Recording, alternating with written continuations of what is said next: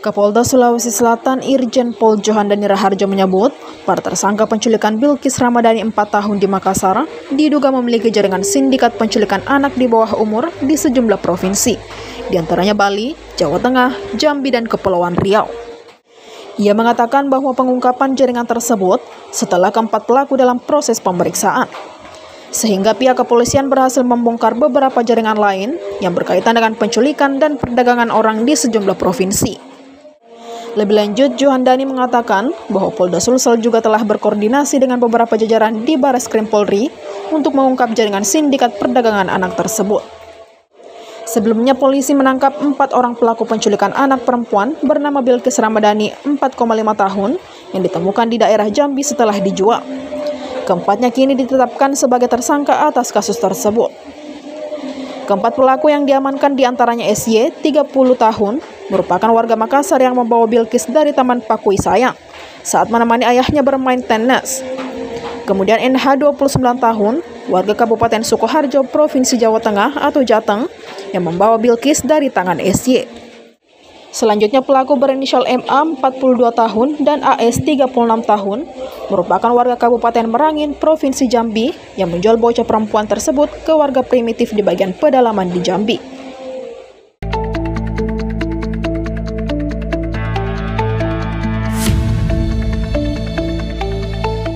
Pemerintah Kabupaten atau Pemkab Jeneponto menegaskan komitmennya dalam menyelesaikan isu-isu krusial terkait lahan dan tata ruang. Komitmen tersebut ditunjukkan Bupati Jeneponto Haji Paris Yasir saat menghadiri rapat koordinasi atau rakor percepatan penyelesaian isu-isu strategis pertanahan dan tata ruang yang digelar di Kementerian Agraria dan Tata Ruang atau BPN di kantor Gubernur Sulawesi Selatan pada hari ini. Rakor ini menjadi sangat penting karena dihadiri oleh seluruh bupati dan wali kota sesulsel, serta dipimpin langsung oleh Menteri ATR atau BPN Republik Indonesia Haji Nusron Wahid. Menteri Nusron Wahid dalam arahannya menekankan bahwa sinergi pusat dan daerah adalah kunci untuk menyelesaikan 6 isu utama yang menjadi fokus nasional. Ia menyebut isu-isu tersebut mencakup penyelesaian tumpang tindih lahan, percepatan program atau PTSL pendaftaran tanah sistematis lengkap, serta penataan ruang berkelanjutan dan penanganan konflik pertanahan. Selain isu tersebut, ia juga menekankan sinkronisasi rencana tata ruang wilayah atau RT/RW dan rencana detail tata ruang atau RDTR di daerah. Sebagai simbol dukungan, Menteri ATR atau BPN juga menyerahkan sertifikat tanah secara simbolis kepada perwakilan pemerintah daerah dan masyarakat, termasuk dari Kabupaten Jeneponto. Di waktu yang sama, Bupati Haji Paris Yasir menyambut baik arahan dan dukungan dari Kementerian ATR atau BPN. Ia menegaskan bahwa kepastian hukum atas tanah sangat fundamental bagi masyarakat dan pembangunan daerah.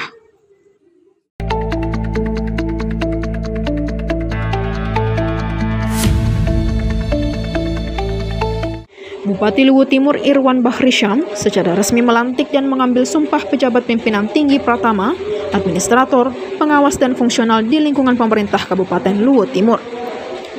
Pelantikan yang berlangsung di Aula Sasana Praja Kantor Bupati Luwu Timur pada Kamis 13 November ini turut disaksikan Wakil Bupati, Puspawati Husler, serta unsur Forkopimda Lutim. Dalam kesempatan tersebut, sebanyak 26 pejabat eselon 2 resmi dilantik bersama sejumlah pejabat eselon 3, 4, kepala puskesmas, dan lurah. Dalam sambutannya, Irwan menyampaikan rasa syukur sekaligus harapannya agar para pejabat yang baru dilantik dapat menjalankan amanah dengan penuh tanggung jawab dan komitmen tinggi. Menurutnya, proses pelantikan dan pengambilan sumpah jabatan merupakan hal yang wajar dalam dinamika birokrasi pemerintahan. Ia menegaskan bahwa mutasi dan rotasi jabatan bukanlah sesuatu yang luar biasa, melainkan bagian dari upaya penyegaran organisasi dan peningkatan kinerja aparatur. Irwan menegaskan, keputusan pelantikan ini merupakan hasil penilaian menyeluruh terhadap kompetensi dan dedikasi para pejabat yang bersangkutan. Oleh karena itu, dia berharap para pejabat yang diberikan amanah baru dapat bekerja dengan sungguh-sungguh dan menunjukkan kinerja terbaik. Lebih lanjut, Irwan juga berpesan agar seluruh pejabat terus memperkuat semangat kolaborasi, baik di internal organisasi perangkat daerah masing-masing maupun lintas sektor pemerintahan.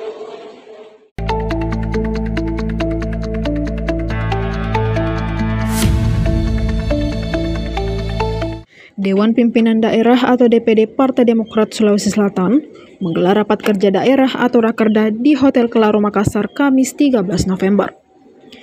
Kegiatan ini menjadi momentum awal konsolidasi partai setelah pemilu 2024, sekaligus pijakan menghadapi agenda politik 2029-2031. Ketua DPD Demokrat Sulsel Nikmatullah menegaskan bahwa Rakerda digelar untuk memperkuat koordinasi dan konsolidasi struktur partai di semua tingkatan. Ia mengingatkan bahwa organisasi tidak dapat berjalan tanpa komunikasi yang intens antar pengurus. Menurutnya, tahap pasca pemilu merupakan masa yang krusial untuk menyusun langkah baru. Karena itu, segala persiapan harus dilakukan sejak dini agar Demokrat Sulsel dapat tampil lebih solid dan kompetitif pada kontestasi berikutnya. Rakerda kali ini mengusung tema penguatan institusi. Nikmatullah menjelaskan bahwa partai politik harus dipahami sebagai suatu institusi, bukan sekedar kumpulan orang. Ia mengkritisi pola pikir yang kerap menempatkan logistik sebagai faktor utama dalam berpolitik, padahal kekuatan institusi jauh lebih penting dalam jangka panjang. Nikmatullah juga menekankan bahwa struktur partai menjadi elemen vital yang harus terus diperkuat. Karena itu ia menyebut kehadiran Sekjen DPP dan BPUKK dalam Rakerda sebagai langkah untuk memperkuat arah organisasi dan kaderisasi ke depan.